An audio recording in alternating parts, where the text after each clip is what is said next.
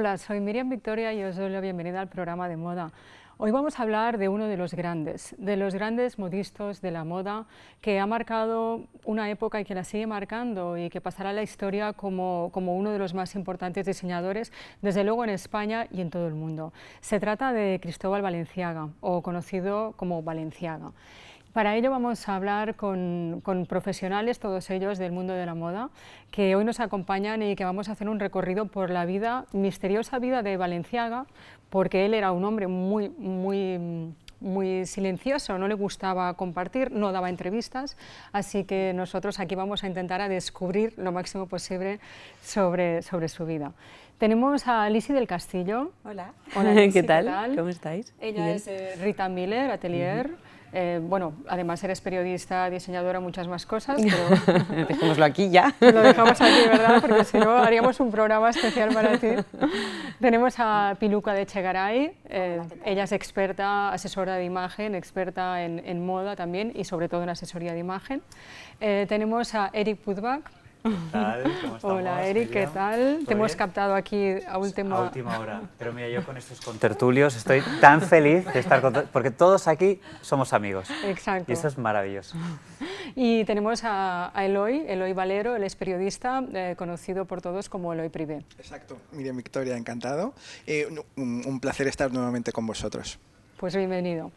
Vamos a hacer la pequeña introducción. Pues Cristóbal Balenciaga nació el 21 de enero de 1895 en Guipúzcoa y murió, vamos muy rápido, pero murió el 23 de marzo de 1972 en Alicante, con solo 77 años, con un infarto de miocardio, aunque no tenía ninguna enfermedad. Y en estos años su legado fue increíble y grandioso, y ahora vamos a un poquito a explicar su historia. Nació en una familia humilde, su padre era pescador y murió en el mar, y su madre costurera, de ahí él su gran maestría que la vivió desde pequeño. Así que esa ha sido la introducción, y a partir de aquí, Eloy, te veo como muy preparado. Bueno. No soy experto en Balenciaga, pero algo haremos. Perfecto, pues si queréis continuar o quieres tú continuar un poco, ¿cómo fueron los inicios de Balenciaga? Pues como muy bien has dicho, Miriam Victoria, sus orígenes eran humildes, hijo de un pescador y una modista. ¿Qué sucedió? Su padre falleció cuando él tenía 11 años. A los 13 años dejó la escuela y se puso a trabajar en la sastrería en la que trabajaba su madre. Y era una sastrería a la que acudía la élite de la época. Y una de esas clientas era doña Blanca Carrillo de Albornoz y Helio, que era la condesa de Casa Torres. Correcto. Y le dijo a Balenciaga, siendo un niño, dice, ¿qué haces aquí? Y él le respondió, dice, ayudando a mi mamá a ganar dinero. Dice, ¿cómo la vas a ayudar? Dice, cosiendo. Y dice, ¿sería capaz de hacer una copia del vestido que usted lleva? Dice, ¿de verdad? Dice, de verdad. Y le dijo, mira, dice, te voy a traer tejidos. Dice, si eres capaz de hacer una réplica del que llevo ahora, dice, seré tu mecenas. A los pocos días le hizo llevar un vestido para que lo replicase, las telas, y efectivamente con 13 años llevó a cabo una copia impresionante, impoluta, del vestido de la marquesa de Casa Torres. Mejoró el diseño original. Y a partir de aquí ella fue su mecenas, primera, por decir alguna forma. Y fue una llave que le abrió la puerta de la alta sociedad local de la época. Correcto. Pues hemos visto unas imágenes estupendas mientras ibas explicando su vida. Podríamos continuar, porque vamos a ir haciendo un poquito de saltos, vamos a introducir el tema de la maestría que tenía, porque francamente era increíble la forma que tenía de trabajar. ¿Cuáles serían una de las características, por ejemplo, de la forma en que él tenía de diseñar, de crear, de confeccionar, porque lo era todo? Bueno, rompió un poco con los cánones de aquella época, ¿no? Con lo que ya estaba estipulado, con el vestido más entallado, por ejemplo, que llevaba la mujer de la época, y entonces apostó pues, vestidos de capa, con formas que no se entallasen, eso, o sea, no fuesen tan ajustados ni marcasen tanto la feminidad de la mujer. Entonces, él era como un adelantado, ¿no?, a su época. De hecho, Otros grandes diseñadores de alta costura pues dicen que después de él, o sea, no había nadie, que hay diseñadores y después está Cristóbal Balenciaga, ¿no? Lo dijo también Coco Chanel. Entonces sería eso, que rompió con todas las normas y que rompió con todo lo estipulado. Coco Chanel, bueno, de hecho decía que era el verdaderamente, el que era realmente sabía coser. El maestro. El maestro. Sí. Los otros diseñadores de alta costura lo llamaban el maestro. Correcto, Sí. o sea, ella, incluso Chanel, o sea, ella aceptaba que de todos el que realmente sabía coser o que era realmente venía de lo que era la costura era él, ¿no? Es que yo creo que su gran diferencia es que él tenía mucha maestría a la hora de la confección. Ya no solamente en el patronaje y crear patronajes nuevos con estructuras nuevas, como bien estaba diciendo ella, sino que además su confección, su costura, su detalle estaba a otro nivel, ¿no? También comentaba que sí, rompió las formas, pero él inicialmente comenzó copiando a los grandes maestros de París y llevándolos a un lugar, pues claro, como era el norte de España, pues que no era París, obviamente. Y él comenzó ahí, y luego cuando ya dio el salto y fue a París, y él tuvo un nombre, fue cuando se atrevió a hacer nuevas creaciones. Y yo creo que lo que buscaba realmente en esas nuevas creaciones, en salirse de los esquemas, era la comodidad de la mujer. Todo el diseño de la mujer estaba preparado en marcar su busto, marcar su figura, y él dijo, sí, vale, yo lo voy a marcar, pero te daré un poco de movimiento. Comenzó con marcar la parte delantera y dejar un poco de frunce y de volumen en la parte de atrás. ¿Para qué? Pues para que nos podamos mover, ¿no? Esta capacidad de movimiento a la forma cilíndrica, a la forma ya más de saco, y en todas ellas lo que estaba buscando, aparte de actualizar y salirse de lo habitual, yo creo que era un poco de dar movilidad y huir de ese encorsetamiento de la mujer, aunque siempre todas sus creaciones para novias sí que estaban todavía en ese... Sí, siempre tenían todos sus desfiles un vestido de novia que era como era el súper mega importante, en el que la forma de la mujer era la base. Algo que lo hizo único es que él decía que las telas hablaban. O sea, él casi no hacía esbozos, sino que cogía la tela y con esa tela hacía el diseño, porque no podía hacer un esbozo y no cualquier tela valía para ese esbozo, para este diseño, sino que él cogía la tela y decía, esta tela me dice que el diseño tiene que ser así o así. Y era de formas muy geométricas y muy simples. Si habéis ido al Museo Guetaria veréis que los vestidos no tienen grandes frunces ni volantes. Los últimos no tanto, los primeros que sí que estaba intentando guardar pues un poco esta historia y esta estética española, además en la que hay unos trabajos bordados y tal, sí, pero sí si te sí los vestidos que han pasado de historia valenciana son todos muy rectos, muy básicos, que dices, es impresionante, no tienen nada que ver ni con Dior, ni con Chanel, ni con todos los coetáneos de su época, ¿no? Que él buscaba una buena confección, un buen patronaje y sobre todo la capacidad de movimiento. Hay veces que es eso, ¿no? Que lo simple es lo que funciona, porque no hace falta liarse tanto, ¿no? Es lo que decimos, con un tejido. Bueno, yo no me voy a comparar en absoluto, ¿no?, con Balenciaga, pero esto que has comentado tú, pues sí es verdad, no lo había escuchado de él, pero a mí me pasa cuando voy a diseñar una prenda, necesito ver primero el tejido, si no, no me vale la pena, o sea, hacer el boceto, porque luego igual no encuentro ese tejido para la idea que tengo en mente. Y a veces me he sentido menos diseñadora por eso. Y ahora, mira, me ha encantado lo que has dicho, porque digo, jolín, pues sí, me pasa lo mismo que le pasaba a Valenciaga. A mí también me pasa. Sí. ¿Te estás comparando con Valenciaga? No, bueno, pues mira, sí, sin quererlo lo he hecho. Sí, claro que sí. A ver, de Valenciaga sí, lo que todo el mundo ha traspasado en la historia es que era muy perfeccionista, era tremendamente exigente, y entonces él era capaz de destruir un vestido hecho. O sea, para una cliente habían hecho un vestido y era capaz de destruirlo por completo porque había algo en ese vestido que fallaba. Entonces realmente era tan extremada su perfección que yo creo que eso es realmente lo que lo hizo totalmente diferente del resto de modistas, ¿no? Bueno, y de hecho yo creo que debía ser un punto tozudo, ¿no?, en sus convicciones, que eso es lo que le hizo no continuar y retirarse, porque él no quiso entrar en el prêt-à-porter. él se quiso quedar en la alta costura y yo creo que, bueno, pues eso, ese punto muy, muy del norte, de perfección y de testarudez, pues le hizo brillar y terminar. Innovador, muy innovador. Pero me parece muy fiel a sus principios. Sí. O sea, yo soy alta costura y mis vestidos son únicos, son piezas únicas e irrepetibles. En cambio, el pret-à-porter, pues ya sabemos todos que es tallas, tallajes y modelos. Si él viera.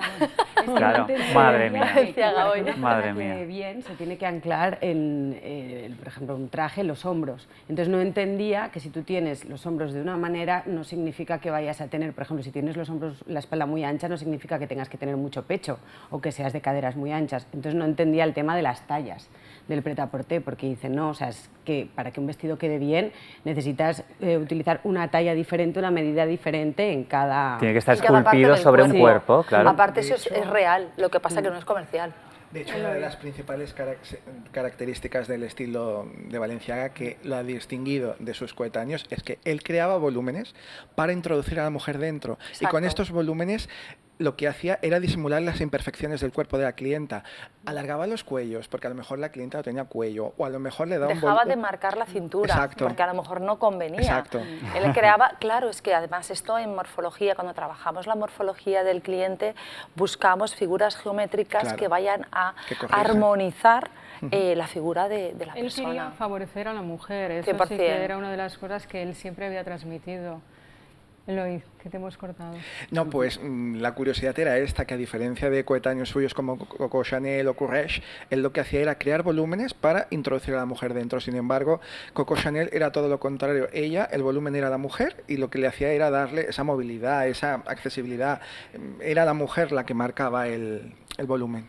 Eri, ¿cuándo crees que fue el momento realmente del despegue, del salto de Balenciaga? Bueno, él se mudó a París, pero su gran despegue a nivel internacional fue cuando vistió a Fabiola de Mora y Aragón, que se casó con el heredero al trono de Bélgica y se convirtió en reina de los belgas, y ella le mandó que le hiciera su vestido de novia, y ahí es cuando fue su boom, su consagración absoluta, alto nivel. A nivel europeo, al menos, y entre la realeza y alta aristocracia del mundo. Ese fue un punto de inflexión absoluto. Su llave, su mecenas fue la condesa de Albornoz, ¿no? La condesa de Casa Torres. Casa Torres. Pero uno de sus apellidos era Albornoz. De eso me acuerdo. Carrillo de Albornoz y Helio. Exacto. Ella fue su mecenas y le abrió las puertas de la alta sociedad en Guipúzcoa, pero a nivel europeo y a nivel internacional fue, pues... Es como Fabiola siempre, de Mora y Aragón. Estar en el momento adecuado, en el lugar adecuado, pero tener la maestría y el don para que brilles. Que le acompañe la suerte, pero bueno, realmente era bueno, y a los principios a sus inicios es real que más que nada se apoyaba con la familia, ¿verdad? Porque tenía prácticamente toda su familia trabajando con él. Ahí donde iba también iba con su madre, porque era un gran referente para él. De hecho le puso el nombre a alguno de sus... Eisa, su segunda línea. Su segunda línea, llevaba el nombre de su Fue madre. En honor a su apellido materno, de Izaguirre. Izaguirre, sí. Que además, fíjate que es una cosa que hoy, porque antes de venir he hecho un pequeño vistazo a la historia, porque la verdad porque la verdad es que no te voy a engañar, pero tiene que hacer un pequeño vistazo. No, un pequeño vistazo, porque la verdad es que en su momento sí que leí sobre ello, pero hacía muchísimo tiempo, y digo, a ver, y me ha llamado la atención lo de Izaguirre, porque fíjate que Izaguirre es el segundo apellido de José Echegaray, que fue Premio Nobel de Literatura, y que la madre de José Echegaray estaba muy cerca. Y es una cosa que también tengo mucha curiosidad desde hace tiempo, que quiero investigar, mi relación familiar, o sea, mi bisabuelo, que era Bonifacio de Echegaray, que era una persona ilustre, que también venía del norte, pero que vivía en Madrid, fue a vivir a Madrid, y hace tiempo que quiero investigar, ¿no?, la línea familiar, el vínculo familiar, porque obviamente está entre José Echegaray y Bonifacio de Echegaray, que era mi abuelo, y cuando he visto que José Echegaray era Izaguirre, y yo no me había fijado nunca que que Cristóbal Valenciaga es Eizaguirre también. Digo, bueno, ahora aquí voy a hacer un cruce, un árbol genealógico que flipas. Porque me ha producido... por la moda? Me ha parecido... ¿De tu tío abuelo? No lo sé, no tengo Cristóbal la menor, Valenciaga. esto es inventar. Pero me ha producido mucha curiosidad. No, esto es inventar, no me atrevo a decir algo así. Pero me ha producido muchísima curiosidad ver si realmente hay un hilo conductor familiar Yo entre compartí ellos. apartamento en Londres cuando estudiaba con la mujer de uno de los nietos de él. Ay, qué gracia. De los nietos por parte de hermano, ¿vale? Pero era familia Valenciaga. Sí, Ahí está, que Era como familia no tienen Valenciaga. descendencia directa, Sí. pues entonces siempre son tío, abuelo, tío. Correcto, sus descendientes son Exacto. de Que no los se llevaba hermanos. muy bien con ninguno de ellos, de hecho, porque no hizo testamento. Pues bueno, al principio sí que se llevaban bien. Yo me imagino que luego cuando cambiaron un poco los mecenas y bueno, ese tipo de cosas que suelen suceder, entonces se crean las enemistades familiares, A saber. supongo. Y las envidias, claro, porque A saber. él se hizo internacional, se hizo mundial. En cambio, Había su mucho familia, dinero en esa herencia.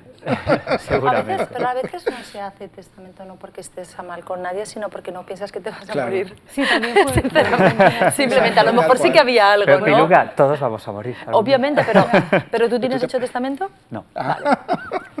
Es que no sabemos cuándo llega ese día y no lo tenemos a veces previsto. Pues vamos a hacer un intermedio ahora mismo. Este es el momento de nuestra muerte, aquí en el plató, de 2 minutos. Y es que No estaba preparada. había que introducir un poquito de... Espera que haga el testamento, al menos. Volvemos en 2 minutos. Hasta ahora.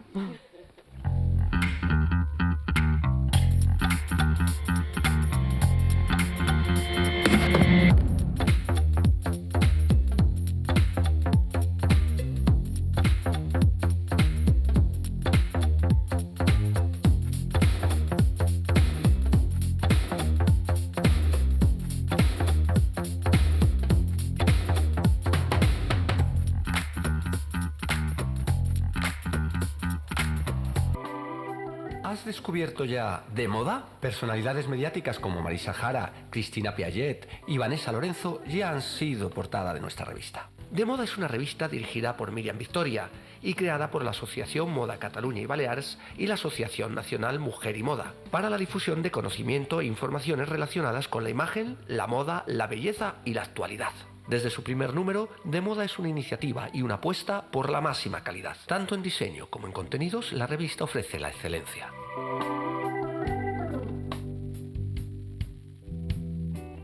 Y por supuesto, la moda en todas sus vertientes.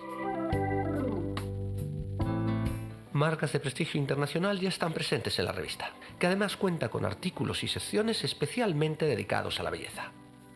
Y por supuesto una continua colaboración con proyectos solidarios como Angels Influencers.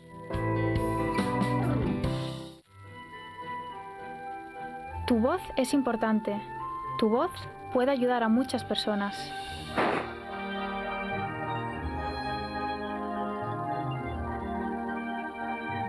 Ven con nosotros, Angels Influencers.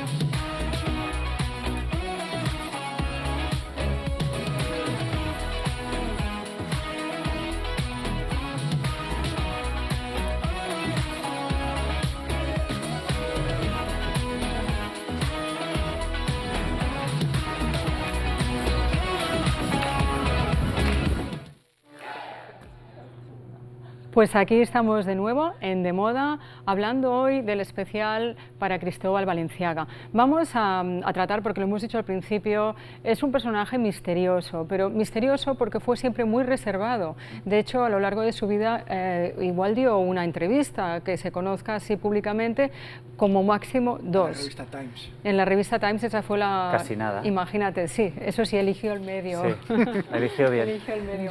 Pues lo que nos gustaría un poco conocer su vida íntima, por esos motivos era muy desconocida, y realmente hace pocos años que hemos realmente podido conocer un poco más de su vida, y su vida íntima pertenece también a su vida de sus romances más importantes, ¿verdad, Eloy? Pues de lo poco que se sabe de su vida privada, de su vida íntima, destacan dos nombres. Por un lado, el primero, un aristócrata de origen ruso-polaco afincado en Francia, Blasio Dantanaville, que era un esteta, un amante de la belleza, y su pasión por el arte lo convirtió en uno de los mejores sombrereros de la época. Fue su mano derecha en todo, confidente, amante, amigo, y es el que cabalgó con él a lo largo de su auge, su encumbramiento, y vio un poco también el declive cuando llegó Christian Dior. Porque el amor de su vida se considera. El amor de su vida, efectivamente. Y le debe mucho porque fue su apoyo, fue su mano derecha, fue su todo. Entonces, cuando falleció en el año 49, para él supuso el segundo estacazo de su vida, porque el primero se le dio Christian Dior, porque él era el rey de la moda, pero en 1947 irrumpe en escena Christian Dior después de la Primera Guerra Mundial con su New Look, y todas las miradas, todos los flashes los acaparaba él, y eso tampoco le sentó muy bien. Y este hecho le llevó pues a presentar sus colecciones una semana después que Christian Dior, por el simple hecho de que toda la prensa especializada y los compradores se desplazasen a París únicamente para hablar de él y estar con él. Esto por un lado. Eso fue la revancha. Eso fue su revancha. Y así empezó la Fashion Week de París.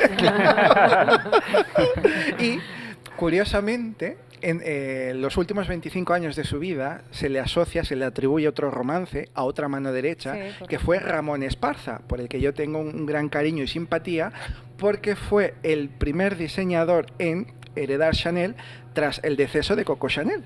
Sí. Y durante los últimos 25 años de su vida, pues fue su mano derecha, y pese a que no acabó de llenar el vacío que le dejó Blasio, pues fue su compañero de vida, y poco más sabemos. Hizo mucho por él. Hizo muchísimo por él. Sí. Siempre se le ha atribuido un papel como el que ejerció Pierre Berger junto a Yves Saint Laurent, que quiero decir, fue también su mano derecha, su confidente y su apoyo incondicional, efectivamente. Totalmente. Pero me estás contando algo que no has querido contar. ¿Qué? Que sabía muy bien a quién juntarse, hombre, igual que Coco Chanel. Hombre, que eran muy listos y necesitaban dineritos Totalmente para poder seguir con sus empresas. Absolutamente. Un punto en común que tienen todos los diseñadores de moda de origen humilde, lo podríamos comparar con Coco Chanel, hija de unos mercaderes que la abandonaron en un hospicio, pues curiosamente me llamó soberanamente la atención esa capacidad de trepar y medrar socialmente. ¿Qué quiero decir? Palabra. Una palabra muy elegante. Sí. ¿Qué quiero decir? Que claro, no es lo mismo nacer en el seno de una familia aristocrática que ser el hijo de un pescador con todos mis... Lo que pasa es que no siempre es trepar. Ahí hay que hacer una diferencia. No, hay que hacer una diferencia. No, porque hay el típico trepa. Y ese existe y es muy fácil de identificar, pero el típico trepa no suele llegar nunca a ningún lado, se queda trepando. Y luego están las personas con talento y con genio que dicen, bueno, a ver, yo solo puedo llegar, pero para poder llegar lejos necesito buena compañía. Voy a buscar los mejores compañeros de viaje para mi recorrido. Y tienen talento. Eso ya no es tanto un trepa, sino es una persona con talento y que sabe buscar recursos. Sí. Es distinto, ¿eh? Porque la palabra trepa yo se la identificaría a otro perfil, que es el típico que se junta siempre a gente interesante para aparecer en los sitios. No tiene talento. Pero él no tiene talento y nunca llega a ningún lado. El refrán, ¿no? De a quien a buen árbol se arrima, buena sombra le cobija. A ver, todo el mundo, todos los grandes diseñadores, todos los artistas, todos necesitan una inversión para su promoción y su marketing. Luego la diferencia está en que igual si es un los banco buenos o no aguantan, pero siempre hay los malos, aunque tengan una promoción, no sirve de nada. Entonces la diferencia es que si no hay talento, eso no se aguanta. No, pero es que además, ahí por eso quería puntualizar la palabra... trepar, no trepa. Sí, bueno, pues el trepar, una cosa es avanzar, impulsarte y estar bien acompañado, y otra cosa es trepar. Él le pasarás a la historia por esto. Por llevar trepa Valenciaga, toma. Mira la parte positiva. Lo vio desde pequeño, porque al final, evidentemente, pues fue la marquesa que le ayudó y tal, pero también en esa zona, en Guetaria, era donde veraneaba pues, la aristocracia y todo esto. Entonces enseguida vio dónde estaba el dinerete, ¿no? Y cómo había que hacer pues, para crecer. Y en Guetaria es donde está su museo, fantástico museo con 1.200 piezas donde vale la pena ir. Sí, por realmente. supuesto. Yo personalmente lo he visitado. Sí, y es que vale la muy pena, bonito. por eso digo, para los grandes amantes de Balenciaga es un lujo poder Yo no lo he verlo. Solo he hecho ruta de pinchos en Lizzy. esa. Madre mía. Lizzy, ¿y los complementos? ¿Qué opinas tú de los complementos de Balenciaga? ¿Cómo los utilizaba? A ver, yo soy un poco más entendida de los complementos de ahora. De cómo Pues vamos ahora. Si quieres, bueno, era algo que estábamos así como comentando también en la publi, el gran salto y el gran cambio que ha habido con Balenciaga y la que está liando su actual, o sea, la que está liando el actual director creativo, Damna, ¿no? O sea, es increíble, no sé si os habéis enterado de la última polémica que hubo de los ositos. Sí, con la Sí. pederastia. Sí, eso no sé si el espectador estará Vas a al introducir otra corriente. palabra. No, claro, es que lo que comentábamos, ¿no?, aquí entre los compañeros, Sí. es que si levantase, ¿no?, si se levantase de la tumba, ¿qué diría de Madre lo que mía. está Pues ocurriendo? querría morirse otra vez. Querría morirse otra vez, aunque bajo mi punto de vista creo que está muy bien, porque así su marca no ha muerto, sino quedaría solamente en los libros. O sea, Pero a mí me da rabia que las marcas, tanto como Chanel, como Dior, que ya les han quitado los nombres siempre, ¿no? Ya no es Christian Dior, es Dior, ya no es Coco Chanel, es Sí. Chanel, ya no es Yves Saint Laurent, es Saint Laurent, ya no es Cristóbal Balenciaga, es Balenciaga. Es que no tiene nada que No, ver nada. el estilo de Balenciaga hoy de lo que Eso fue es verdad. su Nada, creador. están- y están no aprobando- nada. aprovechando la O sea, luz del nombre que únicamente hubo en su utilizan momento. el Algún nombre. vestido ¿Tú qué ancho. crees que Es lo pensaría? Es del marketing. Cristóbal Balenciaga levantaría la cabeza y se volvería a morir. Claro. Exacto. Porque yo El creo que que iría en renunció. Sí. El que renunció a que su marca Exacto. fuera para todos los públicos, bueno, sigue sin ser para todos Bueno, los públicos es porque es súper carísima, es una de las sí. más caras que existen a día de hoy, pero vamos, es todo tan moderno, tan llevado al exceso de lo moderno. Pero yo creo que él no es se moriría. moderno, yo creo que es simplemente una campaña de Una marketing provocación. y desde la transgresión, No, desde pero la la ropa de provocación. Balenciaga, si vas a la tienda ahora, todo Sí, es no, hipermoderno. la conozco súper y además tengo clientes que la utilizan y tengo algunas, porque luego hay cosas que no son tan transgresoras, ¿no? Yo creo que ellos la persona el director creativo que hay en este momento, pues es un excelente experto en marketing y lo que hace es provocar desde la transgresión y desde, Sí, pero qué desde pena. reclamar, no sé si qué pena, yo no me atrevería a decir qué pena, Sí, porque, porque tener también que llamar está la atención reclamando, con no, pero cosas está, tan no, pero tan él feas está como la reclamando. Recurrir a eso. A ver, él tener que dice recurrir a que eso para sí, llamar la que ha atención a una sido marca, a mí me da mucha pena. malentendido y Hay que más el formas cual de acusó conseguir Pues la hacer una colección tan brutalmente bonita que la gente hable de esa colección, no de un anuncio No, en la que pero- estás recurriendo a la pederastia. Lo que hacía era utilizar pero está sí que reclamando, es está reclamando una serie de derechos. O sea, yo creo que si te pones a leer un poco de dónde nace cada una de las creaciones que realizan, en el fondo lo que están, evidentemente para vender, no nos vamos a engañar, ese es el objetivo final, porque esto es Sí, sí, es una sociedad industria. capitalista, Sí, sí, sí, es una ¿vale? empresa.